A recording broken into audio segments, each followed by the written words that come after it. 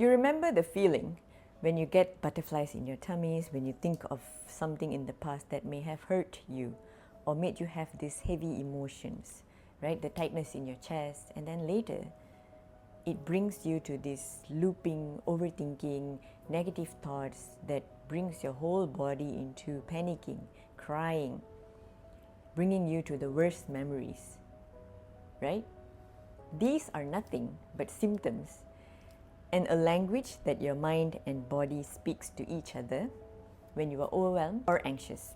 Which brings us to the topic today. Hi, I'm Baita and I love sharing how to bring mind-body mastery so that you can attain freedom of expressing yourself, rebuilding your self-trust, emotional resilience, and calm confidence. Without medication, get back that oomph in your life. Now, let's get into the nitty-gritty of what actually happens in your mind, body in response to stress that you're feeling, and how to stop it from keep happening, and certain traits that you need to adapt in overcoming your anxiety.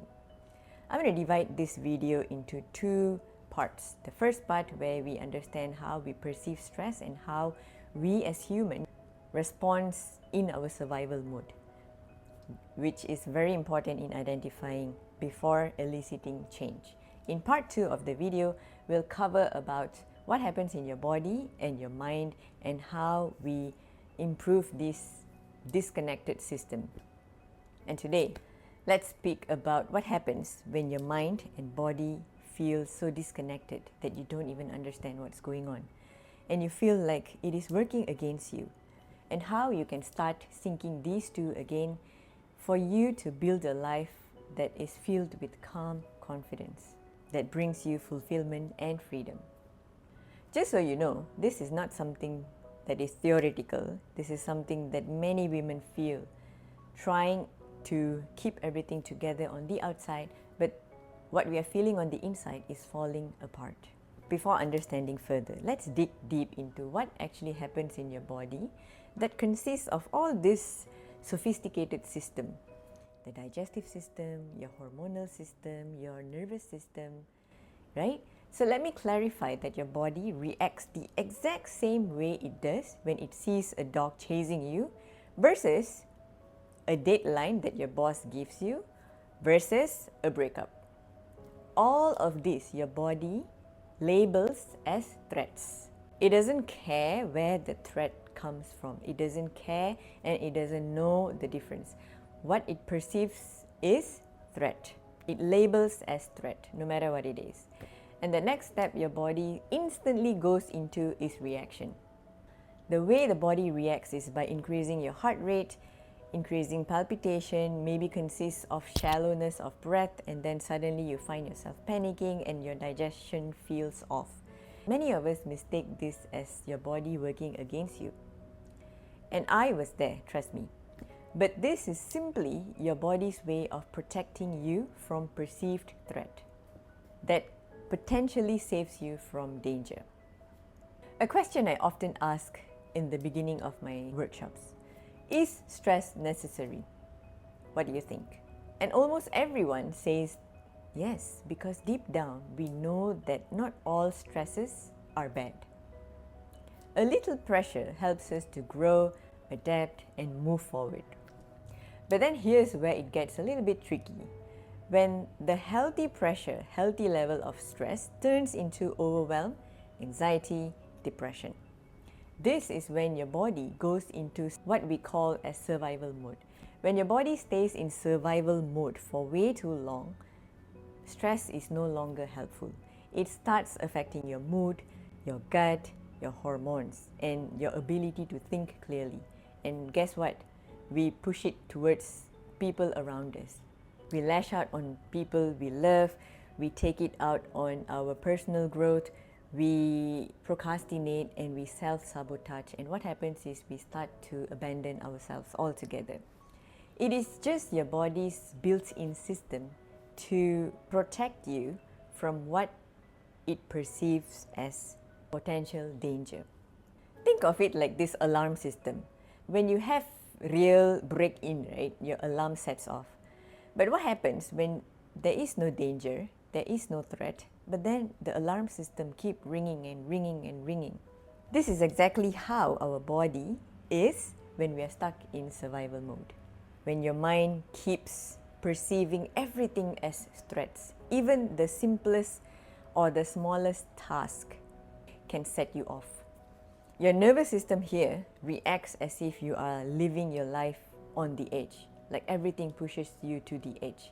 Everything makes you feel like it's overwhelming, right? Your heart beats so much faster, your breath becomes so shallow that you have difficulty breathing, and you feel your muscles becoming tensed.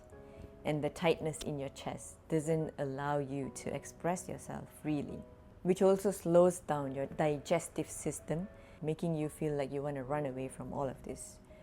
So let's speak of the 4 ways that our body is stuck in survival system. Fight, flight that we are familiar about, and freeze, fawn that is not so familiar. So fight is when your body reacts with anger, irritation, control. You feel the urge to defend yourself. You feel the urge to argue or lash out or even push through. Here your nervous system translates, I need to stay in control, so this is the way I'm going to react in order for me to feel safe.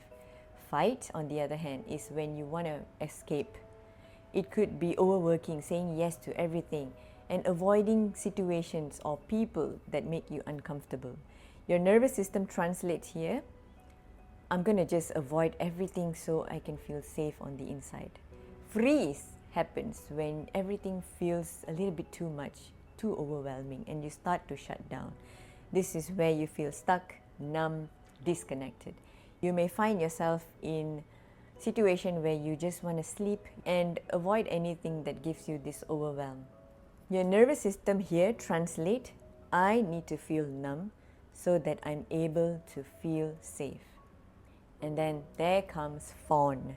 Not many of us speak about this, but this is where a lot of people with anxiety are stuck in.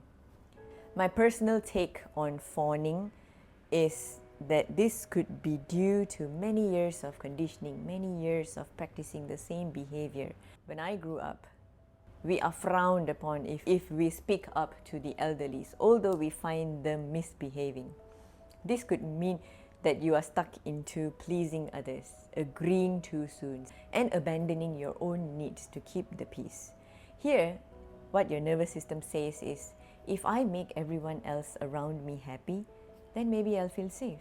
Which one of these 4 F's that you relate to most? For me, is definitely fawning. But the problem begins when this becomes your way of coping every single day, from day 1 to week 1 to month 1, that could lead to even years of surviving. At this point, this is where your conscious mind often wants to do something, but your unconscious body on autopilot on these systems doesn't want to stick to either a new habit, a new improvement, although you know that it is something that you need. Your body just feels stuck in survival. Being stuck in the survival mode for way too long, you stop feeling curious, you stop feeling joyful, you stop feeling inspired altogether, and you become fearful of change, closed off to any feedback. It feels threatening, and slowly it becomes a cycle of self-abandonment all over again. And the good news is, this is reversible. The moment you start understanding, your body signals, creating safety from within, your system begins to soften. From this space, you begin to overcome and heal. So now that we understand 4 major ways that your body functions, watch the part 2 of the video to understand how you can bring your mind and body, strengthening your mind-body connection that brings you to this freedom that we are ultimately seeking.